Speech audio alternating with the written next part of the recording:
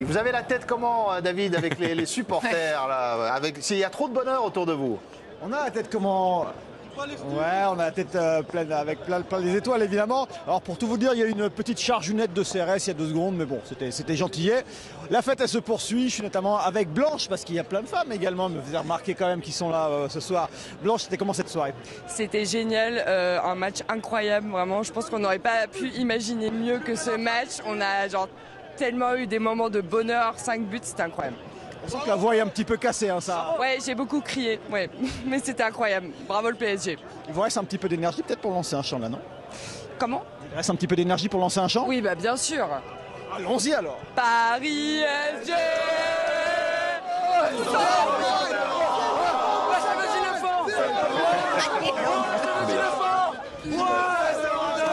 Ils sont bien ces supporters. Si en plus vous leur demandez, alors là. Et le bisou. Magnifique. Émilie, ça fait évidemment combien d'années vous êtes fan du Paris Saint-Germain? Moi, je fais partie des nouveaux parce que c'est quand je suis arrivée sur Paris. Donc, ouais, une quinzaine d'années, je pense. Et en fait, tout est résumé dans le chant, quoi. Après tant d'années de galères et de combats, où pour toi, Paris SG, on va se casser la voix. Je pense que c'est le résumé du témoignage de Blanche, la supportrice.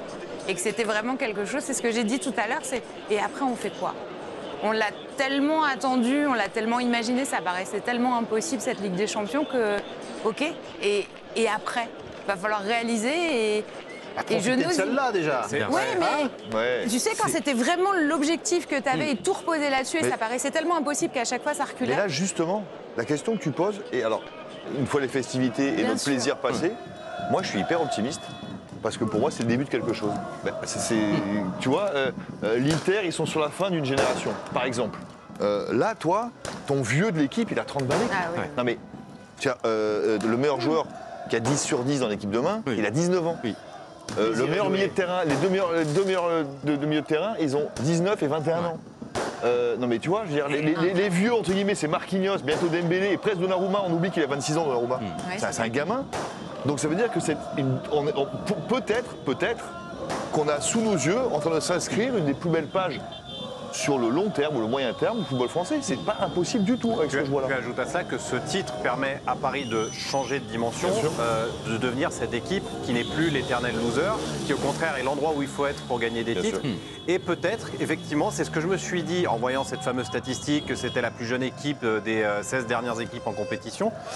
En la voyant gagner avec une telle maîtrise, on se dit, est-ce qu'on ne rentrerait pas dans ce qu'on appelle dans le sport US une dynastie, c'est-à-dire une équipe capable de gagner 2 fois, 3 fois sur 4, 5 ans, 6 ans. En tout cas, ça a beaucoup de finales. Ouais, mais Timothée, moi j'ai même pas envie de parler de demain.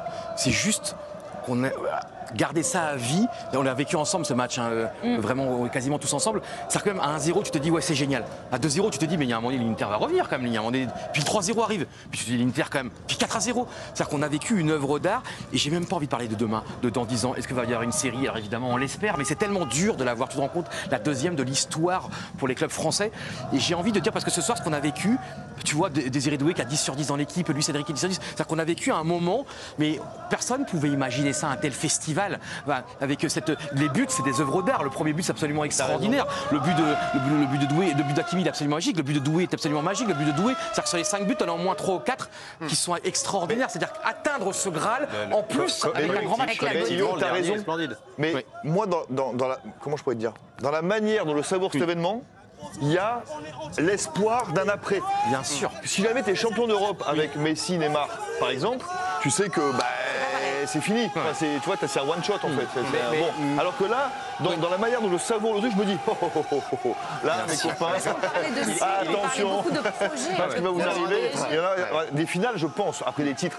Ce sera bon, mais en tout cas des finales, je pense que sur 5-6 ans, il y en aura certainement d'autres, oui. Alors évidemment, là, il y a une part d'euphorie, on a envie de parler de tout.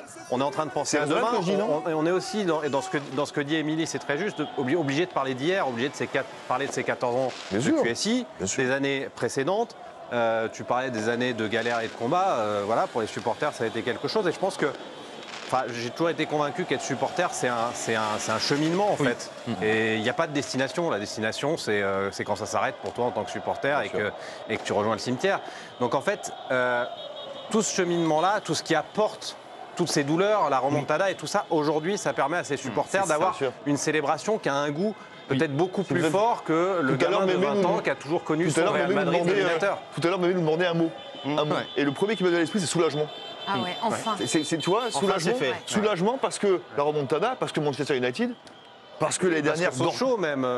parce que Sochaux, oui, à Radiané, parce que l'année dernière Dortmund, où on te prédit la finale sûr et certain, tu perds les 2 matchs, on ne se rappelle pas, mais tu perds les 2 matchs l'année dernière en demi-finale. Donc soulagement, ça me paraît bien, non, soulagement. Ça y est. Et je pense que justement, ce poids que tu vas t'enlever en gagnant ce soir, ça, c'est encore une force en plus pour l'avenir aussi. Non, mais c'est dire soulagement, un soir de triomphe comme ça, c'est dire la souffrance que vous avez connue dans le passé. Évidemment. Alors, il y a des joueurs qui ont souffert, justement, peut-être Anne-Sophie, il y a des réactions après. Oui, des anciens joueurs du PSG, justement, qui ont peut-être souffert. C'est le cas de Blaise Matuidi, qui écrit « Paris, je t'aime » sur les réseaux sociaux en republiant cette magnifique photo de Marquinhos qui soulève la coupe aux grandes oreilles. Qu'est-ce que j'ai encore? Edinson Cavani, en français dans le texte. Allez, champion, allez, champion, allez, champion. Qu'est-ce que j'ai encore? Sergio Ramos qui félicite et qui lui aussi prédit que c'est la première Ligue des Champions d'une longue série. Et puis d'autres footballeurs, regardez qui j'ai. Paul Pogba, PSG, trop fort, waouh, félicitations à eux. Et puis vous l'avez vu passer, mais lui c'est un supporter de longue date du PSG. Teddy Riner, bien sûr, le judoka, lui présent à Munich, a même eu le luxe de sauver la coupe. Il est licencié au PSG. Donc oui, puis de toute façon, tu lui dis pas non. Hein. S'il te demande, tu dis bah tiens, vas-y, parce que moi je veux pas d'histoire. Il est au palmarès même.